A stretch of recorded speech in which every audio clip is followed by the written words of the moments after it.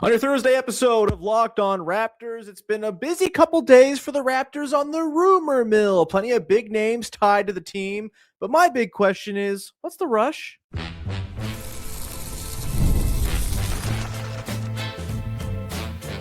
You are Locked On Raptors, your daily Toronto Raptors podcast, part of the Locked On Podcast Network. Your team every day. Hey,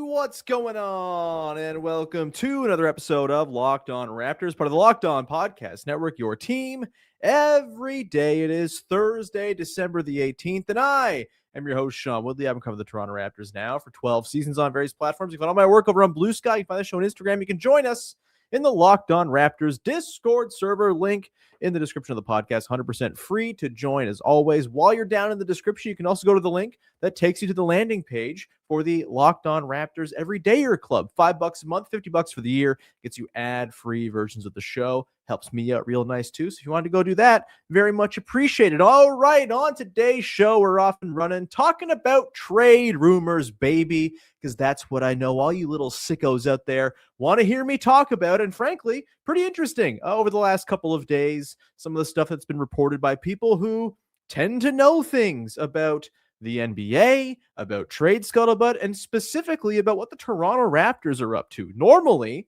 when we get these trade reports, I kind of just hand wave and say, okay, there's some noise, delivered to someone via someone else for some serving of agenda purposes. But there are a handful of people who, when they have a report that talks about the Toronto Raptors, I get my ears perked up a little bit because there's just a history of them being pretty spot on. We will talk today a lot about the reporting from Jake Fischer and Marc Stein regarding the Toronto Raptors, Anthony Davis, Domantas Sabonis, some other notes and news and notes and news and sort of rumors tying the Raptors to players, including Nick Richards of the Phoenix Suns. Okay, sure. LaMelo Ball of the Charlotte Hornets. Please, God, no. We'll get to that. We got some trade-related mailbag questions coming up later on, too. But let's just get into the main reporting from this week from Jake Fischer, the People's Insider, and Marc Stein, who in the past have been right on it with Raptors stuff. They were the first on Brandon Ingram last year, and that very much came to fruition, obviously, after a lot of reporting regarding the Raptors' potential interest there. At the time, I thought this doesn't make a whole lot of sense, especially if it involves RJ Barrett going out, but turns out it didn't involve RJ Barrett at all, and they ended up getting Brandon Ingram as a pretty nice buy low acquisition. And I think, it's worth noting that the history of Jake Fischer and Marc Stein being on it with the Raptors is not just limited to the Brandon Ingram thing. Jake Fischer was one of the very first on the OG Anunoby discontent with his role and sort of future with the Toronto Raptors as well. And I think if anyone in the sort of reporting sphere has been plugged into the Raptors, it does feel like it's Jake Fischer and Marc Stein, who of course worked together with Marc Stein's Steinline newsletter. So the latest from Jake Fischer in his sort of run through of the league happenings a couple days ago basically goes as follows. The business Toronto is ultimately willing to conduct before the February trade deadline buzzer will likely come down to how good the 16-11 Raptors still are as the deadline draws closer. Toronto, though, has sent out some early signals that it hopes to upgrade its front court. Sources with knowledge of the Raptors' thinking have identified them as a team with interest in Domantas Sabonis as well as Anthony Davis. Jake goes on to say, I'll add that I think it's a wise forecast to project the Raptors to come calling on Giannis Antetokounmpo too if the Bucks eventually do reach the point over the next 6 weeks that it's time to answer those Giannis calls. We've talked about Giannis plenty. I think that's more of a long shot acquisition for the Raptors, considering what other teams might have to offer. But if other teams that more have a lot to offer maybe fall off, the Spurs maybe feel, we're too good to go and do the Giannis thing right now. Maybe the Hawks feel, maybe we're not good enough to go do the Giannis thing right now. The Rockets, maybe they feel similarly to the Spurs. Maybe the sort of bidding war dies down and the Raptors can get in there. I'm sure they will call because that's what they do. More from Jake Fischer, quote, sources say the Raptors, to be clear, hope to retain Jakob Poeltl as part of any in-season dealings they undertake rather than part with their long-tenured center. Yet we'll have to see how the up-and-down Raptors, whose offense is faded without the injured RJ Barrett, hold up in the East before we know for sure if they are truly prepared to follow up last February's acquisition of Brandon Ingram with another win-now splurge. End of reporting. Marc Stein also reported, I believe, on one of his streams yesterday or on a podcast. I saw just the tweet floating out there that there was some pretty affirmative reporting there that the Raptors have expressed interest in Anthony Davis as well. So we'll get into the specifics of Anthony Davis and Domantas Sabonis coming up. In particular, I think getting into those respective fits is interesting, especially in light of the news that's come out today that Jakob Poeltl, who was probable for the game tonight against the Bucks, is now questionable. And if that's the case, if Jakob Poeltl cannot go tonight after having played just one game in the last 8 days, not a back-to-back, there's no game tomorrow. This wouldn't be a resting for the first half of a back-to-back thing. It probably is the single most concerning development regarding Poeltl and his back all season long. And it's not been pretty all season long with him, obviously. Very up and down.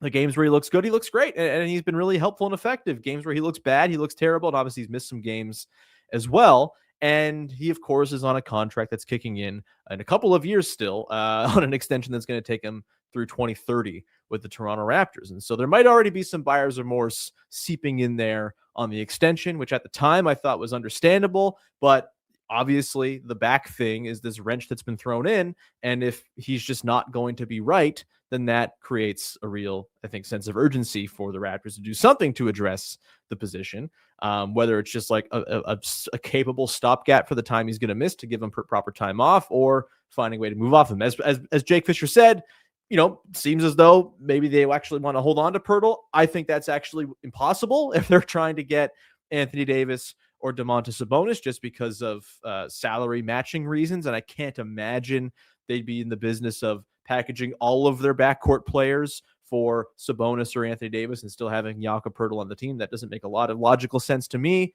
So my thinking here is if they are in fact in on one of Anthony Davis or Domantas Sabonis, Jakob Poeltl is going to have to go out the other way, and the other team is going to have to want to accept Jakob Poeltl coming the other way. And based on what things are going like right now with his back, maybe you have to pay up extra picks to do that. And is that worth it at this point for where the Raptors are? We'll get into the specifics of those guys in a little bit. There's some other reporting this week. Mike Scotto from Hoops Hype, has scoops sometimes. Obviously, he's not making stuff up, but I think, again, you got to kind of pick your dudes with reporting and kind of just focus on a few that are typically very accurate and kind of have a proven track record of knowing what's going on with a specific team.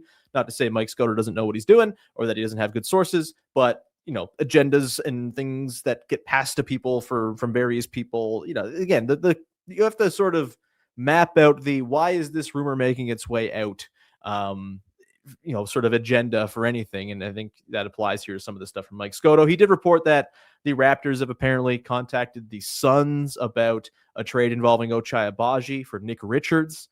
If you're looking for stuff, moves that could help fill in for Jakob Poeltl's injury, I just don't think Nick Richards is really a needle mover for me. Like, guy who can't even get on the floor for a team that really only has Mark Williams as a starting center and aren't really playing Kaman Malawach as their first round pick. I don't know, man. I just, Nick Richards doesn't really do it for me. He's just kind of a guy. He'd be a nice third string big. I think if he's your backup, you're asking to start games while Poeltl's out, I would rather just start small, play Colin Murray-Boyles, play Scotty Barnes. I just think anyone who the Raptors trade for big man wise, to me, for it to really be a needle mover, has to be someone who you would rather play as a backup center than one of Scotty Barnes or Colin Murray-Boyles, who, yes, are small, but play bigger than their size and have been totally capable in those minutes. Mamu as well, of course, is a backup five that they have been very successful with this season. And so I think the bar for a backup big is pretty high for the Raptors to clear to have it be a needle mover to me. He also said that the Raptors have reached out and at least given a shout to the Hornets regarding LaMelo Ball's status. I don't know what to make of that. I do know that I don't want to watch LaMelo Ball play for the basketball team I like. Maybe people can change. I think you should leave meme here. I just don't know, man. Watching LaMelo Ball is one of the great tragic experiences of being an NBA fan, and maybe the Raptors could get it out of him. I kind of think if you look through the history of his time with the Hornets, you can say, it's the Hornets. They're a disaster franchise. And yeah, they are. But it's not like it's been one sort of through line of, coaching, front office people, ownership even. They've had an ownership change. They've had multiple GMs. They've had multiple coaches. The one through line of the disastrous Charlotte Hornets last half decade is that LaMelo Ball is their best player. And so, I don't know. If you look at a deal centered around like Emmanuel quickly plus whatever else it would take. Obviously, this is one of those buy low options that the Raptors have become known for, with Brandon Ingram in particular. Like if you can get a star for not a whole lot, it's something the Raptors are likely to try to at least examine whether they should do it or not. They're going to have a meeting about it. I just think, like, personally, I would rather watch Emmanuel quickly be a less good basketball player than LaMelo Ball in theory. I think he's a more effective basketball player than LaMelo Ball right now. LaMelo Ball is a losing basketball player who does a lot of things that just like don't inform winning whatsoever, including not play defense and shooting 28% from three on some of the dumbest and worst threes you've ever seen taken. I don't need to relitigate my feelings on LaMelo Ball in this podcast. People know how I feel. And surely if he was to become a member of the Toronto Raptors, I'd be real hopeful that they could find the way to get it to click into him to like play not like a meme. I don't really buy into that actually being a thing because it just kind of feels like that's who he is. But hey, people can change, I guess. Anyway, look, a couple of just like summarizing thoughts and all this. I think it makes sense.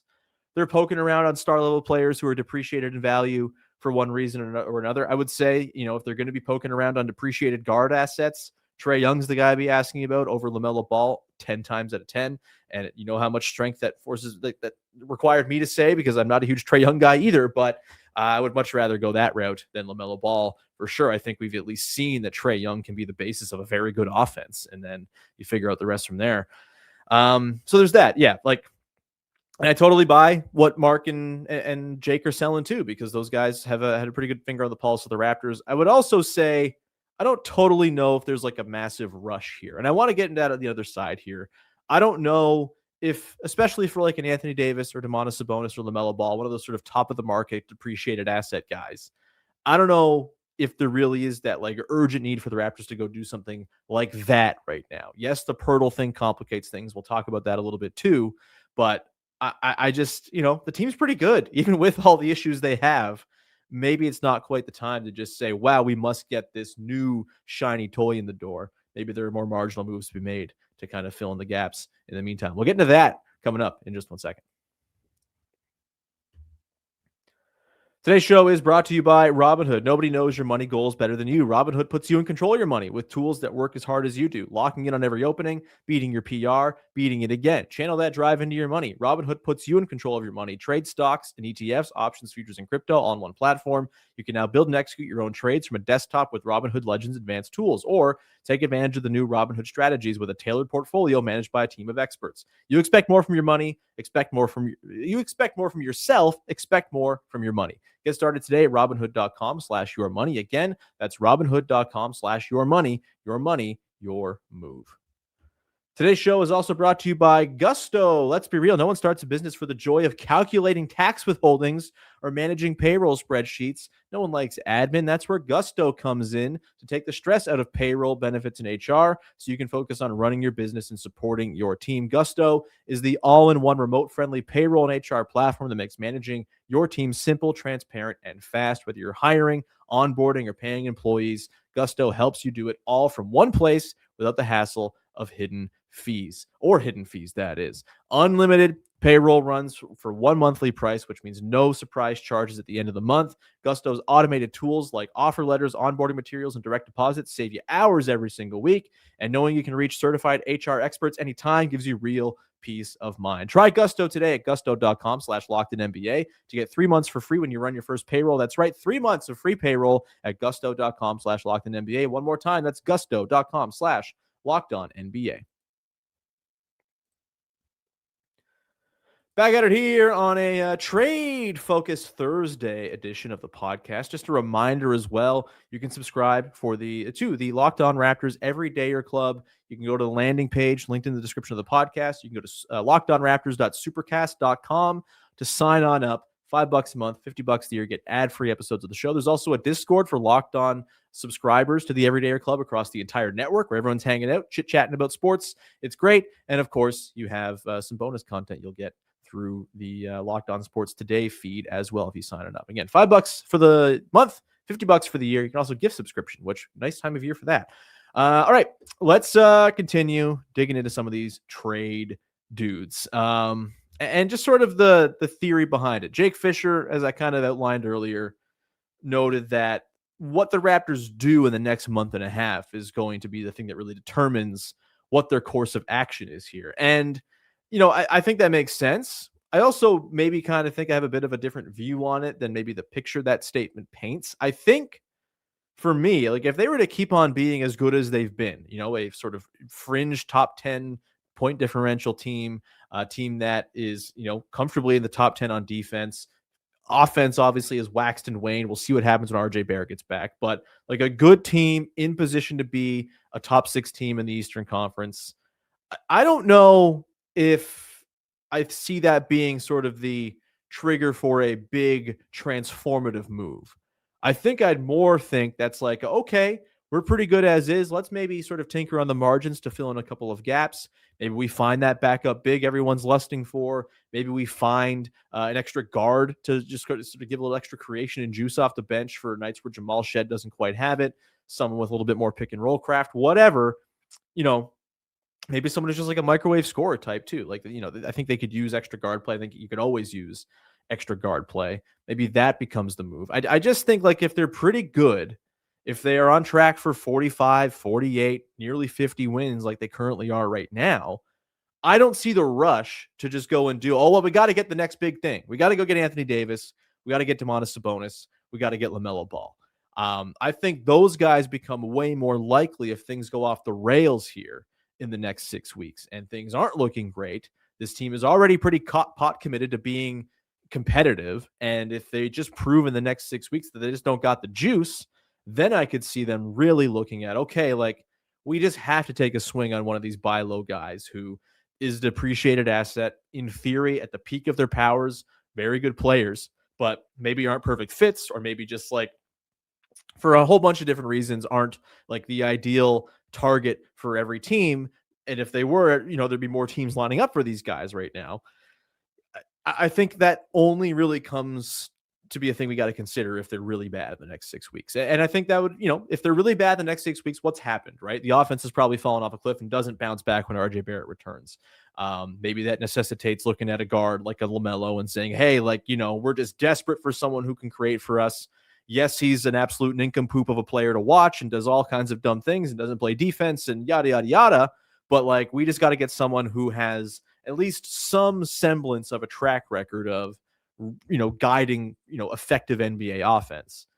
Again, I might quit the podcast, but, like I could see that being their thinking if the next 6 weeks are tough and Emmanuel quickly has a rough go or whatever, and RJ doesn't help the offense, rediscover the early season efficiency it had. Obviously, if they're really bad the next 6 weeks too, it probably means that Jakob Poeltl has not just sat back-to-backs, but is missing games and not looking right when he's in there.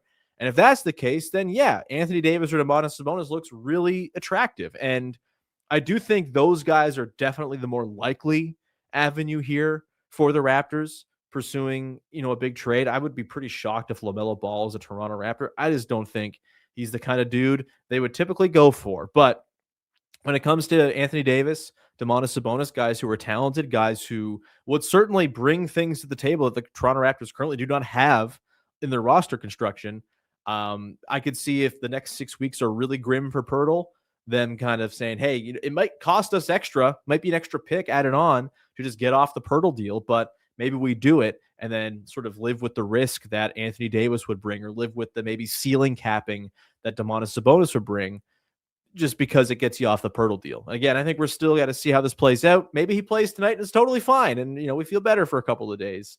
Maybe that's not the case, and maybe this back thing is just not going away for Poeltl, in which case, yeah, I think sort of more extreme measures got to be considered. And I would say Anthony Davis and both him and Sabonis, I think, would be considered extreme measures. I think with Davis, obviously the pros are obvious. Like, it's clear he would be such a defensive upgrade. And the front court of Scotty Barnes, Anthony Davis together, if Davis is playing games, which is like, if we're going to go through a list of pros, the clear con is he doesn't play games. And that's a big deal. You need to be able to play in the basketball games to have impact on the basketball games. Now, same can be said, Jakob Poeltl's not really playing in the games right now either. And so if you're just turning Jakob Poeltl into Anthony Davis, that seems like a clear upgrade to me. Obviously, there are other factors at play, including Anthony Davis makes twice as much money as Jakob Poeltl. So if he can't play the games, that's way more damaging to your ability to field a regular team night to night than if Poeltl can't play games, making half the salary. That said, going back to the pros, like you get off the Poeltl deal, you get someone who has fewer years for, again, like double the price, who in theory would be just an excellent tag team front court defensive partner for Scotty Barnes.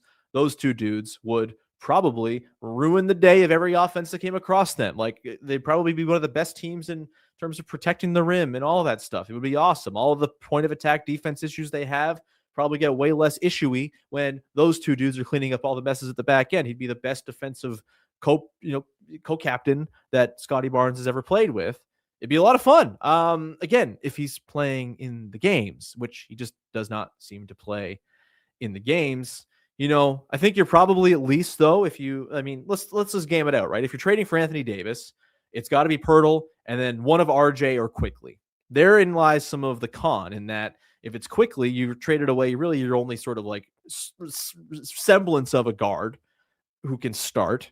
I don't think you can start Jamal Shead, especially if you're starting both Anthony Davis with Scotty Barnes and RJ Barrett and all that. Just like how cramped can you get? The Raptors would be testing new bounds when it comes to that if they were to get rid of Quickly in a deal like this. So it's probably RJ.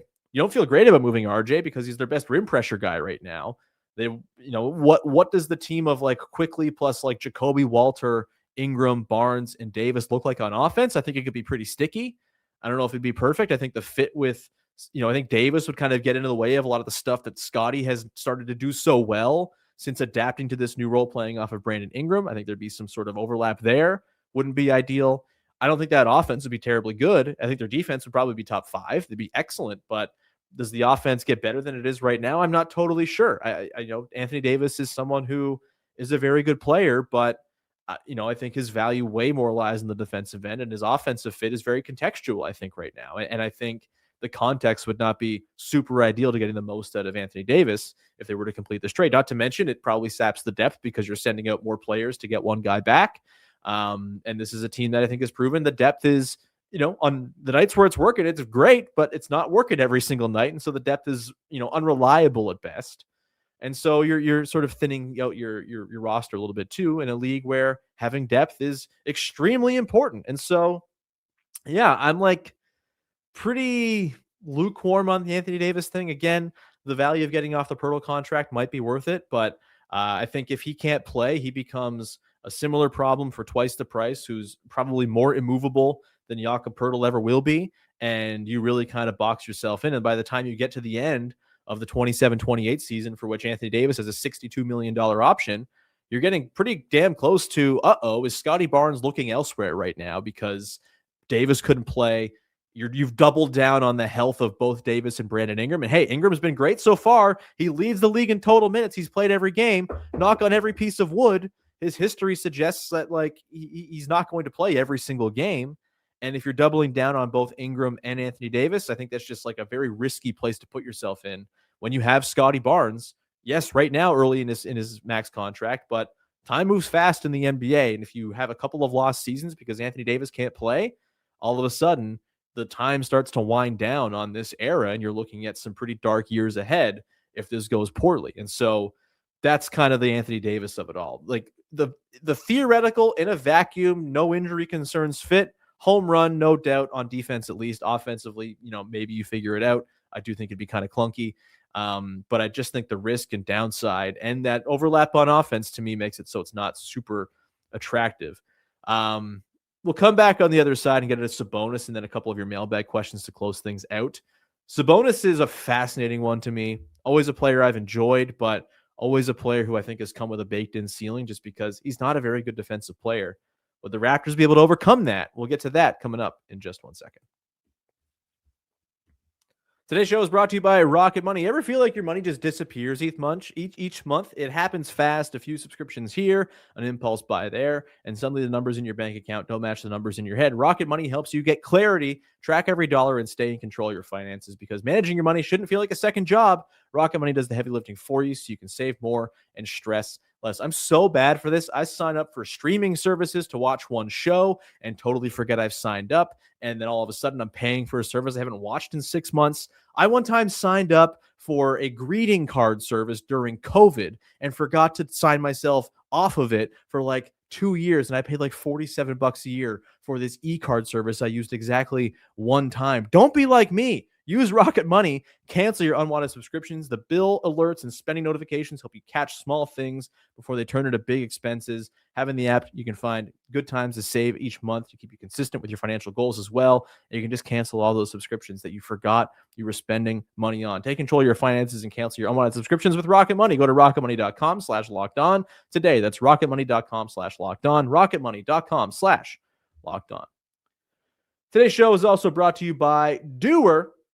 Look, the holidays are here, and this year I'm not stressing about what to wear to my holiday parties because I'm going to be wearing my Doer jeans because they are the jeans for any occasion. They feel like an active wear brand because they're comfortable, they're stretchy, they are like just wonderful to wear and not feel like you're encumbered by jeans, which can sometimes feel like a prison, but they also look like excellent lifestyle apparel. It is the best of both worlds, engineered for both movement and versatility. Whether you're on the go, lounging at home, traveling, going to a nice dinner party, your Doers will be the pants for the occasion. They invented the original performance denim. They give you the best of both worlds, and I think you should go try them by going to 44 Ossington Avenue in Toronto. It's my old stomping grounds. Love that neighborhood. Grab some lunch. Go buy some pants. It's a great place to go and do that. And if you go to that store, 44 Ossington Avenue, mention my promo code LOCKEDONTORONTO in store, you get 15% off your first order, or you can check him out online at doer.ca/lockedontoronto for 15% off. That's doer.ca/lockedontoronto. I love them. I'm guessing you're going to love them too. Get some pants with Doer. Wrapping things up here on a sort of meandering trade-related episode, as it's been just like a lot of rumors, a lot of stuff to sort through, a lot of stuff to wrap your head around over the last couple of days. And apologies if I don't get to all the mailbag questions that came in.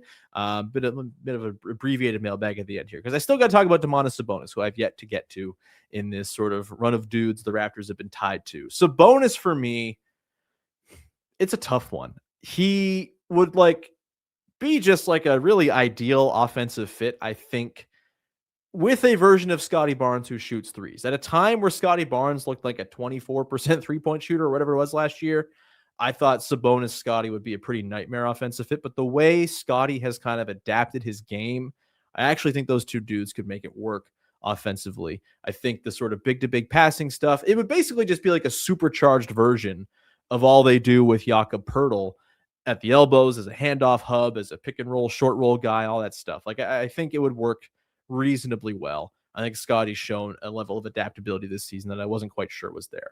And Sabonis has shown, like a 20% three-point shooter this season. He's been hurt this year, obviously, as well, but he in the past has been someone who's been like a passable, low-volume three-point shooter, which is more than you can say right now for what Jakob Poeltl is. And so, yeah, I think just like a supercharged version of Poeltl with plus offensive skills probably turns this team into like a comfortable top 10 offense between Scotty, Ingram, Sabonis, the backcourt guys. And I also think you could probably get Sabonis without giving up one of RJ or Emmanuel quickly, mostly because if you look at the Kings roster, they have all of the guards already. I don't think they need more of those unless they just want to do the oops all guards thing. But I don't think you want to have like Russell Westbrook being your starting center. You have no bigs. So I think it'd be like Poeltl, and then some combination of like the smaller salaries on the team that probably do it, with picks being a real thing that kind of sweeten it. I don't think Sabonis's value is terribly high right now. I don't think there are a lot of teams that would be an easy, team to absorb Domantas Sabonis into and kind of have it make it work. And I think the reasons are because he's a very bad defensive player. And this is where my sort of concern comes. Yes, the offense might get a jump by throwing in Sabonis in place of Poeltl and all the sets they run. I think the defense would just kind of have a basically equal and balancing out drop off with Sabonis, who's just not a good rim protector in any sense of the word. I think he's probably ideally like a 4 next to a stretch big in the perfect world. The Raptors wouldn't have that situation. Maybe you're playing with Mamu sometimes, but then you have a Mamu Sabonis front court. That's not stopping anybody. I think it would really just be like, oh, okay, we're going all in on offense thing. And maybe that's what you want in today's league in the regular season. Offense can get you by, paper over a lot of problems, but in the playoffs, I mean, my real concern here is Domantas Sabonis is someone who I think has always been kind of seen as a floor raiser, ceiling capper. Very high floor, very low ceiling for the team if he's going to be like your first or second best player. And I think you could say the exact same thing about Brandon Ingram as well. And so you'd have two of those guys on the team where they bring you floor. Maybe they're not lifting your ceiling terribly high. Scotty is probably the guy you would say is like their ceiling raiser, but if you're playing with two ceiling lowerers, how is that all working out in the wash? And I just think the defense, like you'd be asking so much of Scotty Barnes. It's like the exact opposite of playing him next to Anthony Davis. It would be like, okay, like just go and play next to the guy with the short arms who doesn't do any rim protection whatsoever. You're putting the entire basis of your defense onto the shoulders of Scotty Barnes, which, hey, like maybe you can get away with if Sabonis is taking on more of the creation and he's just kind of a slashing wing type on offense. I think that maybe sort of limits some of the effectiveness you get from Scotty Barnes because he can kind of do a little bit of everything. But I feel like the defense really just kind of gets nasty. And so again, I just keep coming back to this, like, what's the rush thing? Even if Pirtle is like a total lost cause and the back is just not going to get better and the contract looks like a total disaster from day one, I'm not sure the move is, okay, well, we got to go and throw all of our eggs into the Sabonis or Anthony Davis basket. Just because I don't think any of those versions of the team become like a contender that's going to make it out of the Eastern Conference. Certainly not going to beat the Western Conference heavies if you get to the finals. And so you're maybe sort of like incrementally raising your ceiling by a smidge, but adding in a whole lot more risk, bigger contracts, which will be harder to move, won't be terribly value contracts, even as they come down to the end, before Jakob Poeltl's does. Sabonis makes 42 this year, 45 mil next year, nearly 49 the year after that before he's a free agent. And he might also be kind of he's almost 30. He might be starting to decline a little bit. I don't know. It's just like, I get it. I get, like, it's exciting. These names come up and it's like, oh, must trade for guy. And I get it. But like, I also think the team is not in such a dire situation that they need to be going and saying, we got to throw ourselves at the first depreciated star who becomes available. The team is still going to have these flaws, these areas. Like, we know they need to improve upon their big man spot and probably get a guard upgrade, a creation upgrade at some point in order to become a true inner circle contender sometime down the line. I don't think that's even up for debate. Like, I think that's just clear. Those are the things they're going to need to really upgrade upon. Those needs will still be the same in the summer. They'll still be the same middle of next season. And the guys right now that represent the dudes you can theoretically be upgrading, outside of RJ Barrett, if you were going to use him in a trade, he's only got a year left after this on his deal. Maybe they extend him. I don't know. We'll see. But I think just like these guys are under contract. They're not going anywhere. And they probably become more favorable trade assets as their contracts age as well.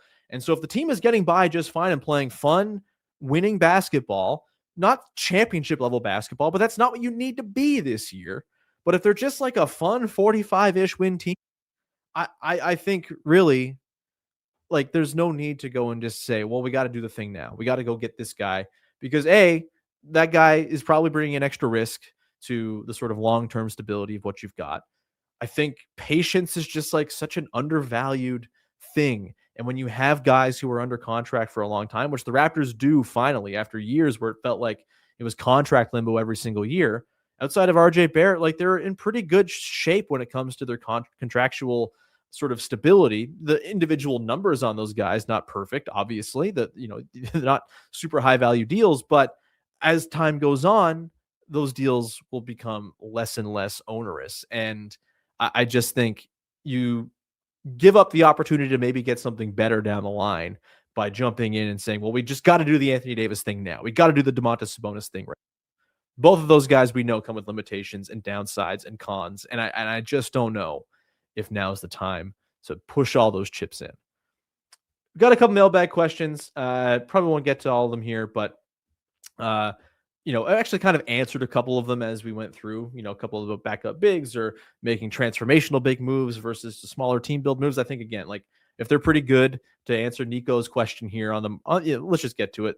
Should the Raptors be more focused on optimizing the current team build through smaller additions or making more transformative acquisitions? I think, like, if things go disastrously in the next 6 weeks, then yeah, like, throw out everything you thought, go big or go home and just, see what happens. If you're a sub 500 team come the deadline, sure, why not get Anthony Davis? If they're not, though, then I don't think you need to go and do that type of thing. And I think really those sort of marginal moves on the sides to improve this season's worth of season's effort for the team and not maybe compromise future assets to such a huge degree, I think is probably the move. We had another question about acquiring a cheap vet big solely to give Yak time to recover. Would it be so bad? This is from Skip to My Lou. Again, like if Nick Richards is your guy, sure, like go get Richards. I don't think he's fixing the problems. Like I don't think Nick Richards is the guy who is going to like solve the issue of, oh no, Jakob Poeltl is missing time. We simply have to play Nick Richards to be competent. Like he's Nick Richards. He's fine. He's sub Day'Ron Sharpe, who's fine. Like it's just backup bigs are not nearly as good as we want to think they are. It's the reason why they're backup bigs. They're a dime a dozen. Tony Bradley played in the NBA Finals last year. You can find these guys for cheap. So sure, bring one in. Doesn't hurt, but don't expect much from them because unless you're paying up for someone with like a substantial salary and a real track record, like I just don't think you're going to get a whole lot out of that backup big spot. And I'd much rather just play your rotating giant wings as small ball fives in the meantime. Last one here comes from Stago. We'll close this out on this one. If you have one move, if you had to move one of Grady or Walter at the deadline, who are you keeping? I'm keeping Walter. I think he's got better sort of long-term two-way role player upside. I know it's been up and down for him. I think when it looks good for him, though, like you can see exactly the vision, right? Good defender, hits threes, can do a little bit offensively, can get to the rim a little bit. He's got to get stronger. He's got to finish better, all that stuff. Clearly, there's things to work on with Jacoby Walter, but I also think there's a lot to like with what he does just as like a projectable role player. Whereas Grady Dick, the defense I think is always going to be a hang-up as much as he's put in better effort this season for sure and had a really great game against the Heat on Monday. Grady Dick's probably a better upside player for sure. But if you're also trading one of these guys, like, are you getting more for one or the other? Maybe you get more for Grady. I don't even know. Maybe it's not enough of what you get. It's more just getting off of money type of thing more than anything else. But either way, I think Walter's the guy I would prioritize over the two right now. He's also a year further away from being paid. And so I think you have to consider that as well. But we're going to leave it there. Thank you so much to those of you who sent in questions. I'm sorry I didn't get to all of them, in super great depth at the end. Just a lot to dig into with today's show and kind of a meandering thing informed by the Jakob Poeltl questionable status, which I think has kind of made everyone go insane a little bit, which fair enough. That's not great news, but we'll leave it there. Thank you so much for supporting the show. Follow, subscribe, rate, review, tell a friend, join the Discord, link in the description of the podcast, 100% free to join. And of course, you can also, as always, sign up for the Locked On Raptors Everyday Club. Link also in the description of the podcast. LockedOnRaptors.supercast.com. $5 a month, $50 for the year. And it's a great way to support me and the show and keep things rolling and get the show for ad-free every single day. Nice, uninterrupted, good stuff. And it just goes right to your regular podcast feed too. There's no interruption there in your listening habits either. We will leave it there. Thank you so much for supporting the show. As always, we'll talk to you Friday, talking Raptors, Bucks tonight. Enjoy the game. Thanks for hanging. Bye-bye. Oh my God. It's just never going in again.